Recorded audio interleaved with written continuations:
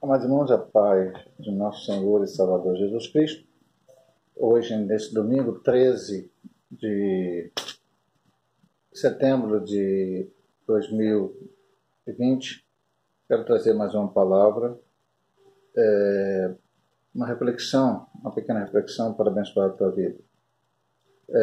O texto está em Deuteronômio capítulo 4. Eu vou ler apenas o versículo 1 e o versículo 2. O título é Moisés exorta o povo à obediência. Agora, pois, ó Israel, ouve os estatutos e os juízos que eu vos ensino, para os cumprirdes, para que vivais, entreis e possuais a terra que o Senhor Deus de vossos pais vos dá. Nada acrescentareis à palavra que vos mando, nem diminuireis dela, para que guardeis os mandamentos do Senhor vosso Deus, que eu vos mando. Às vezes eu falo para os irmãos, parece repetitivo a gente falar sempre ou quase todas as reflexões no mesmo assunto. Mas é importante, meu amado. Estamos vivendo no século XXI, onde muitos que se dizem cristãos têm desprezado os ensinos das Sagradas Escrituras, da Palavra de Deus. A lição que estudamos hoje, né, os irmãos receberam o vídeo através do WhatsApp, para ver no YouTube, ou alguns preferindo ver no Facebook. A lição escrita pelo pastor missionário assembleano Eurico Bergsten, em 1993, e agora trazido de volta pela CPAD em virtude da pandemia, falava da necessidade da palavra de Deus. E a gente fala aqui nas reflexões e volta a dizer novamente. Aqui o âmbito, aqui a ideia, aqui o momento era bem específico sobre uma situação. A primeira coisa que eu vou falar para os irmãos é que o livro de Deuteronômio, ou a palavra Deuteronômio, no caso, que deu o nome a este livro, o quinto livro do Pentateuco, o quinto livro escrito por Moisés, que significa repetição das leis. Moisés escreveu o Gênesis, que é a história da criação, de tudo que Deus fez, e depois dos homens ao qual Deus foi chamando para fazer a sua obra, Abraão, Isaac, Jacó, e termina com a morte de Jacó e também com a história de José e eles morando no Egito. Depois vem o livro do Êxodo. O Êxodo é saída, quando eles saíram da terra prometida, saíram do Egito em caminho da terra prometida.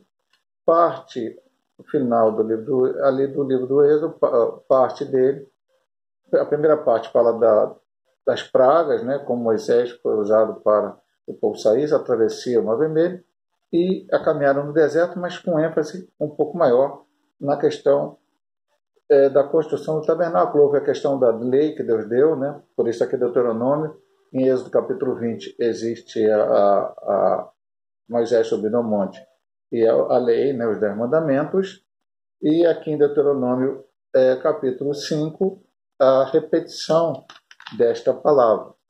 Por isso o nome repetição de leis. Depois vem o livro de Levítico, que fala mais sobre as leis, leis sobre a lepra, leis sobre várias coisas, e algumas funções dos levitas. Vem o livro de Números, que começa contando quando foi aquele povo foi contado por Moisés para saber quantos tinham de cada tribo, também foi contado os levitas, e traz uma série de fatos que aconteceram no deserto, situações que aconteceram naquela caminhada. E chegamos, enfim, no livro de Deuteronômio, que no seu capítulo 1, Moisés começa um relato vasto sobre tudo que aconteceu quando Deus chamou e tal, foi até Faraó, libertou aquele povo, algumas coisas que aconteceram. E aqui Moisés está falando, porque ele aqui já estava consciente, porque os fatos aconteceram anteriormente, aqui é um relato, né, que ele não entraria na Terra Prometida. Há um texto em que ele ora a Deus, pede a Deus para que Deus permita que ele entre na Terra Prometida, e Deus diz para ele, não vou permitir que você entre na Terra Prometida, não vou te dar essa possibilidade. Já disse, não fala mais, não toca mais nesse assunto comigo. Então ele sabia, ele tinha a certeza absoluta, né, que no final do capítulo 3, né, um pouco anteriormente, Aqui, que lembra no capítulo 4, ele ora a Deus e Deus fala não. Então ele sabia que não ia entrar na terra prometida. Então, como grande líder espiritual que era, e a lição da escola dominical hoje, eu cheguei até a ler um dos subsídios, que dizia lá, mostra assim como Esdras e Neemias ensinaram a ler aquele povo para aprender, professor, mostre outros exemplos da Bíblia Sagrada. Lá cita Moisés e tal. Então Moisés teve essa participação. Além de entregar a lei escrita ao povo, até então não tinha lei escrita, era tudo falado, mas aí a partir de Moisés veio a lei escrita, as tábuas da lei, tudo escrito lá para aquele povo, e a ideia de que eles sempre estivessem repetindo, lendo, como já falamos na lição da escola dominical, não tinha Bíblia escrita, não tinha imprensa, então era papiros, pergaminhos, difícil de escrever, precisava dos escribas, uma série de coisas, e precisava haver ser lido apenas pelo líder naquela época específica, no sacerdote, sumo sacerdote, para que o povo ouvisse. Ou nas festas, né, que eles faziam, o tabernáculo e tal, cada época lia-se uma parte da lei, eles entendiam. Então, Moisés aqui fez um discurso ao todo o povo, mostrando essa necessidade de guardar a palavra de Deus. Então, vamos ver o primeiro versículo. Agora, pois, ó Israel, ouve os estatutos e os juízos que eu vos ensino para os cumprir. Mas os estatutos e os juízos não eram de Moisés. Muitas vezes a gente fala que é uma maneira de falar, né? Assim a sociedade fala, os próprios teólogos falam. A lei de Moisés. Não, meu amado irmão. Até entendemos assim, didaticamente, para se falar. Mas só entenda o seguinte: a lei não foi feita, criada, produzida, planejada por Moisés. Moisés foi o homem de Deus, escolhido para liderar aquele povo, tirar do Egito, levar para a terra prometida. E lá no deserto, o Senhor mandou que ele subisse ao monte, passasse 40 dias e 40 noites na presença do Senhor, o Senhor passasse para ele a lei, ele depois passasse para o povo. Então, a lei não era de Moisés, a lei é de Deus. São ensinamentos de Deus, palavra de Deus. Aí alguém vai perguntar aqui, e pastor, então nós temos que cumprir a lei do Antigo Testamento que Deus deu a Moisés? Veja bem, meu irmão, esta lei, sempre temos ensinado isso muitas vezes, essa lei apontava para Cristo. E Cristo, nós hoje estamos debaixo da lei de Cristo, que é muito mais pesada e forte do que a própria lei de Moisés. Então, muitos aspectos, circunstâncias da lei de Moisés também estão sob a lei de Cristo. Somente que alguns aspectos não mais colocamos em prática. Por exemplo, era dado o divórcio no Antigo Testamento, estava previsto na lei de Moisés, por vários motivos. O homem não se agradava da mulher, achava alguma coisa ruim, chegava lá, falava com o sacerdote e se divorciava daquela mulher. Quando Jesus foi ensinar no Novo Testamento, ele disse, olha, o pessoal falou para ele, mas Moisés deu a carta de divórcio. Ele falou, deu pela dureza do vosso coração. Não seja assim. Ou seja, por qualquer motivo, o Senhor Jesus só deixou um motivo para que possa haver o divórcio, em caso de infidelidade conjugal de um dos cônjuges. Não havendo a fidelidade, e havendo mesmo que haja, se a pessoa quiser perdoar, louvado seja o nome do Senhor, o casamento segue e vamos embora. Senão, pode se divorciar. Eu nem vou aqui entrar na discussão de casar de novo. Eu tenho minha opinião particular, mas não vou ficar falando aqui. Os irmãos da igreja de Caxias sabem, acho que eu tenho, sabe até o que está no estatuto da igreja, mas digamos lá. Então, estava na lei de Moisés, divórcio de qualquer jeito. Que Moisés deu lá também. Mas o Senhor Jesus explicou, é por causa da dureza do vosso coração. Na lei de Moisés estava de fazer sacrifícios, oferecer oferta por causa do pecado. Hoje eu preciso oferecer oferta por causa do pecado? Não. Hoje não está mais nessa época. Jesus já morreu na cruz e se ofereceu de uma vez por todas por nós. Se eu pecar hoje, não adianta matar carneiro, matar pombinho, matar isso, matar aquilo, matar bode, derramar sangue, porque o Senhor não vai me ouvir através disto. Hoje é através do sangue de Cristo, morrendo na cruz do Calvário, eu aceitando Ele como meu Salvador, me arrependendo dos meus pecados, procurando não mais cometê-los e fazendo agora a vontade de Deus. Então, há muita coisa que, logicamente, está lá no Antigo Testamento, honra teu pai e tua mãe, está na lei do Senhor Jesus também, e tantos outros ensinamentos. Mas Deus vai dar que a lei era importante para aquele povo, para aquele dia, e ele manda ele, guarda, ouve os estatutos, isso que eu vos ensino para eu cumprirdes. A lei de Deus não se discute. A palavra de Deus não se discute. Hoje, infelizmente, muitas pessoas querem pegar a Bíblia Sagrada, e aí eu vou falar mais especificamente do Novo Testamento, onde nós temos o nosso ensinamento para a igreja, olhar para ela e começar a adaptar situações para o que é o seu desejo do seu coração, a sua vontade, o seu querer. Não, meu amado irmão. Estudamos bem claramente hoje na lição da Escola Dominical. Crente não pode mentir. Crente não pode roubar. Crente não pode dar falso testemunho. Crente não pode viver na impureza sexual e assim por diante. Tantas e tantas coisas que a Bíblia proíbe. Que a Bíblia diz que não pode. Então não adianta eu pegar o jeitinho brasileiro ou ficar falando alguma coisa dizendo que isso aqui pode por causa daquilo, aquilo pode por causa daquilo. Não, não. É a palavra de Deus. Estatutos para cumprir, diz, para colocar em prática na vida dele. E ele fala, para que vivais e entreis e possuais a terra que o Senhor Deus de vossos pais vos dá. E aí, meu irmão, alguém vai colocar assim, pastor, então, se eu cumprir a lei de Deus, Deus vai me abençoar materialmente falando. Pode ser que Deus te abençoe. Mas isso não quer dizer exatamente, principalmente na ideia do Novo Testamento, não. Com Deus, nosso Deus não é um Deus de barganha. Na verdade, eu tenho que cumprir a lei porque tenho que cumprir a lei de Cristo. Tenho que obedecer aos mandamentos do Senhor porque tenho que cumprir. Se o Senhor vai me abençoar, louvado seja o nome do Senhor. Tudo aí é lucro. Mas, meu amado irmão, as bênçãos maiores que nós temos são as bênçãos espirituais. Eu quero viver, mas a vida aqui é uma vida em Cristo.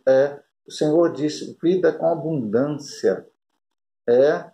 O Senhor quer nos dar a vida com abundância. O diabo veio para roubar, matar, destruir, mas o Senhor Jesus Cristo veio para dar vida. Mas ele veio dar vida com abundância, que vida é? A vida secular que eu nasci, da minha mãe, do meu pai? Não, essa eu já tenho. Eu existo, eu estou aqui no mundo. Deus me deu livre-arbítrio, eu posso fazer o que eu quiser, logicamente, pagar o preço por aquilo que eu fizer que está contra a palavra de Deus, mas ele não vai me barrar, ele vai apenas dizer para mim, está escrito aqui na palavra, se fizer isso, vai acontecer isso, se fizer aquilo, vai acontecer aquilo, se deixar de fazer isso, vai acontecer aquilo, eu faço ou não faço, porque eu escolhi e vou pagar por isso. Agora, ele está falando de vida espiritual, de comunhão com Deus, de relacionamento verdadeiramente com Deus. Então, quer que vivais, ele diz assim, para que vivais e entreis e possuais a terra que o Senhor.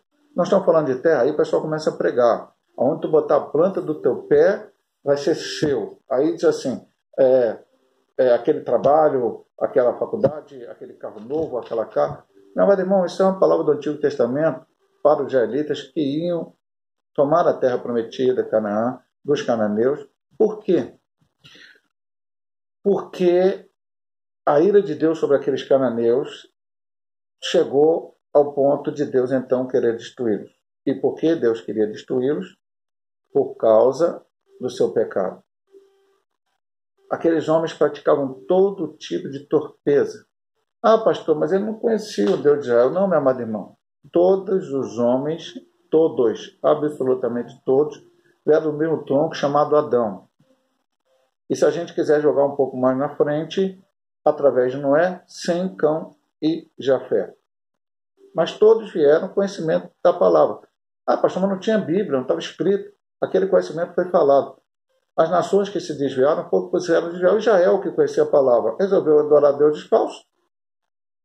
Então, lá no passado, mesmo não tendo lei, mesmo não tendo profetas, entre aspas, falando, Abraão foi um profeta para a sua família, Isaac, Jacó, José, Moisés, mas não havendo essas pessoas tementes a Deus, assim diretamente usadas por Deus, mas eles sabiam das coisas. E faziam erradamente o que queriam. Então adoravam a Deus, ofereciam filhos a Moloque, todo tipo de abominação. Então Deus falou, agora entra lá, meu povo, eu vou dar essa terra como eu prometi a Abraão. Ponto, era isso. Hoje, eu vou colocar bem assim para o irmão entender. Olha só. E não quero que diga que eu falei coisa que eu não falei. Entre aspas. Estamos batalhando, entre aspas, para galgar a terra prometida, o céu. Ah, pastor, você vai chegar ao céu pelo aquilo que você faz, pelas suas atitudes? Não, eu vou chegar ao céu porque eu aceitei a Cristo como Salvador de minha vida. Mas porque eu aceitei Jesus como Salvador de minha vida, então eu tenho que fazer a vontade do Senhor. Lá em Hebreu diz, seguir a paz e a santificação, sem as quais ninguém verá o Senhor. Eu estou servindo um Deus vivo, verdadeiro e santo. E a Bíblia diz, sede santos como vosso Deus é santo. Então eu tenho que procurar pautar na minha vida de acordo com a palavra de Deus para que eu possa galgar a vida eterna. Se eu viver como todos os outros homens vivem, de todas as religiões, os ateus, que não acreditam em Deus, fazer as mesmas coisas que ele faz, praticar as mesmas coisas que ele faz, então o que vale a pena servir a esse Deus? O que é diferente em mim? Israel era para ser um povo diferente de todas as outras nações. Quando eles se igualaram às outras nações, quando eles fizeram as mesmas coisas que as outras nações faziam, então eles deturparam a sua vida espiritual, não fizeram a vontade de Deus e sofreram. Basta você ver o livro de Juízes. Leia o livro de Juízes. E você vai ver todas as situações que ali aconteceram. E depois você vê o final lá do livro de Reis, toda aquela situação, principalmente o grande, um dos piores foi Manassés, mas outros reis da linhagem de Davi, que em vez de servir a Deus, foram servir a outros deuses. E os finais, especialmente Zedequias e outros mais, foram para o cativeiro babilônico, sofreram profundamente porque não serviram a Deus. Agora eu acho, hoje, no século XXI, eu sendo um servo do Deus vivo e verdadeiro, eu sendo um remido lavado no sangue do Cordeiro, eu deixo a palavra de lado, resolvo viver a minha vida do meu jeito e eu quero galgar a terra prometida, eu quero galgar o céu? Não. Eu preciso santificar a minha vida. A Bíblia diz, conhecereis a verdade e a verdade vos libertará. É a palavra de Deus que vai trabalhando na minha vida. Sou pecador? Sou. Já disse aqui várias vezes na reflexão. Às vezes a gente fala de santificação, fala de não pecar, e alguém começa a pensar assim, esse pastor, ele está dizendo que ele não peca, que ele não erra, que ele é o santo dos santos, e o resto todo mundo é pecador. Nada, nunca disse isso e nem vou dizer para você. O apóstolo São Paulo, talvez o maior o pregador que essa terra já teve, na minha concepção, de ver o maior em termos de evangelho, de ensinamento, de alcance. Mas não vamos discutir se é maior ou não é maior, porque isso para Deus não tem importância. Mas ele dizia, sendo um grande pregador, um grande ensinador, um grande missionário, Jesus Cristo veio para salvar os pecadores, do quais eu, Paulo, sou o principal. Então, se ele se achava pecador, e o principal deles, o que eu vou achar de mim? Também sou. Mas não é porque eu, como homem, ainda sob o efeito do pecado de Adão e Eva, nesse corpo carnal, peco, é que eu não posso falar para você de santidade. Não posso falar para você de pegar os mandamentos bíblicos e colocá-los em prática.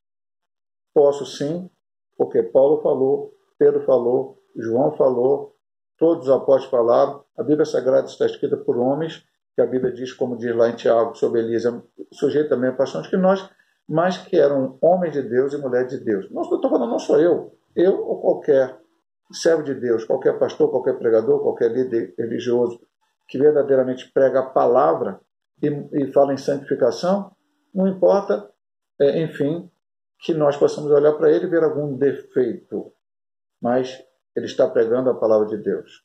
Se concentre você em fazer a palavra de Deus teu guia. Veja bem o que diz o versículo 2, para trazer uma palavra mais forte ainda. Nada acrescentareis à palavra que vos mando. Nada acrescentarei à palavra que vos mando. Eu vou abrir com você aqui Apocalipse 22. O último livro da Bíblia, o livro da revelação dada ao apóstolo São João sobre as coisas que aconteceriam nos últimos dias.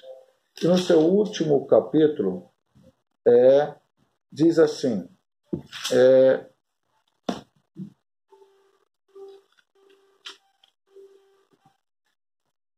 Perdão aqui, meu amado irmão. Vamos lá.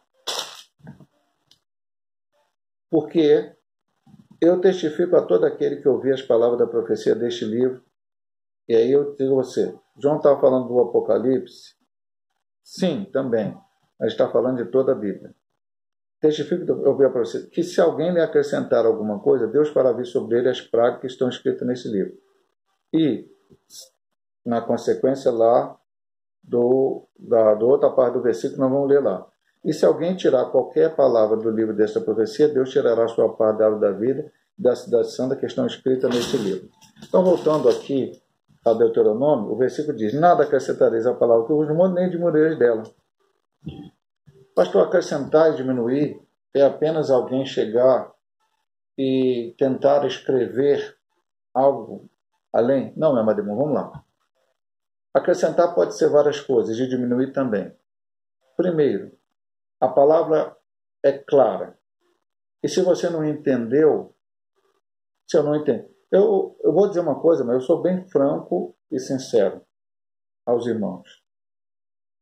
A parte da Bíblia que são difíceis de entender, compreender, dar uma explicação que humanamente lógica para certas situações.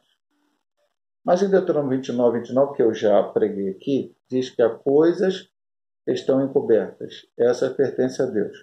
As reveladas pertencem a nós e a nossos filhos, enfim, para as gerações que estão. Então, que eu, na minha finita sabedoria humana, não consigo entender, não vou ficar questionando Deus, questionando a Bíblia, questionando a palavra, ou querendo acrescentar alguma coisa para poder dar lógica aos meus pensamentos. Nem diminuir alguma coisa para dizer, se eu tirar isso, a Bíblia fica mais lógica. Tem gente que está desacreditando nos milagres bíblicos.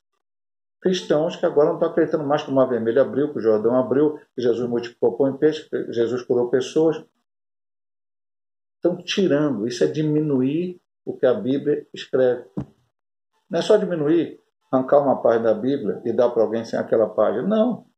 É simplesmente deixar de crer. Acrescentar é o que, pastor? É crer em coisas que a Bíblia não diz. Crer em coisas que a Bíblia não diz. Então, cuidado com isso. Cuidado com o que você está vendo. Eu tenho falado algumas coisas, mas olha só. Não é pecado você ver TV. Não é pecado você entrar na internet, olhar lá. Por exemplo, se você for lá entrar pornografia, violência banal lá, isso é pecado, tá? Por favor, isso é pecado. Mas eu estou falando entrar na internet para ver lá um estudo, sei lá o que. Bom, não é pecado. E, enfim, redes sociais. O que se torna pecado é você, e se torna errado, e se torna contrário à palavra, ouvir certos pensamentos de pessoas que podem ter qualificação secular, qualificação humana, mas que não tem nelas a qualificação espiritual. Não tem o Espírito de Deus. Não foram remidos e lavados no sangue do Cordeiro. E aí começam a ensinar heresias, besteiras, coisas que estão contrárias à palavra. Começam a acrescentar e a diminuir ao seu bel prazer. Eu vou repetir o versículo. Nada acrescentareis à palavra que vos mando, nem diminuireis dela, para que guardeis os mandamentos do Senhor vosso Deus que eu vos mando. É a palavra de Deus, né, meu irmão? É a Bíblia Sagrada. Fiquemos com ela. Acreditamos nela. Pastor, mas surgiu uma dúvida muito forte aqui, muito grande comigo. Ora a Deus, meu amado irmão. Na presença do Senhor, nós temos o Espírito Santo. O Espírito Santo não é uma força ativa. O Espírito Santo não é algo inventado aí só para dizer uma coisa que é para o homem ter uma ideia de como é. Não, não. Ele é real. Ele é real.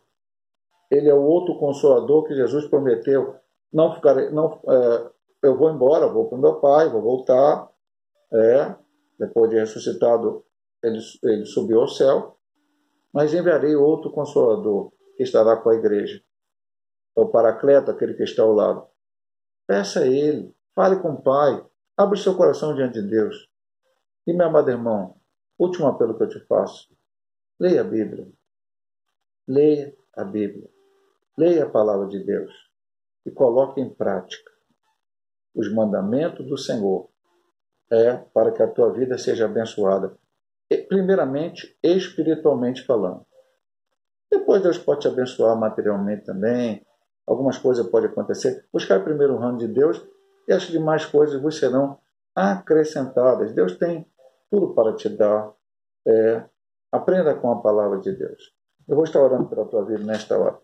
Amado, te louvamos por todas as bênçãos a qual o Senhor tem derramado em nossas vidas. E agora, Senhor Deus, acabamos de fazer mais uma reflexão com o objetivo de abençoar os teus filhos.